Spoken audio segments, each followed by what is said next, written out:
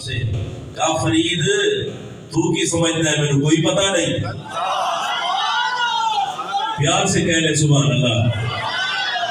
बाबा फरीद कहते हैं लफ्ज कोई छूट गया, गलती से छूटा, जानबूझ के नहीं छोड़ा।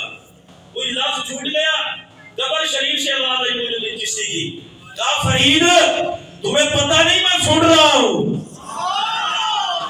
और जिस नबी के मुईन की समात का ये आलम है, मोहम्मद की समात का आलम क्या होगा। फरीद मैं सुन रहा हूं, हुजूर खैरियत है, फरमाया लफ्ज छोड़ दिया। हुजूर क्या करूं, फरमाया दोबारा पढ़। मोइनुद्दीन चिश्ती अपने बाजार में रह के ये सुन रहे थे, बाबू फरीदुद्दीन गंजे शकर कुरान मजीद की तिलावत करते हुए लफ्ज छोड़ गए। आपने पीछे फिर आए, वो लफ्ज सही किया, लफ्ज सही करके फिर पढ़ रहे थे, फिर आवाज आई, ए फरीदुद्दीन गंजे शकर अल्लाह की तेरे पे रहमत होवे, होण कब चंगा कीता ही।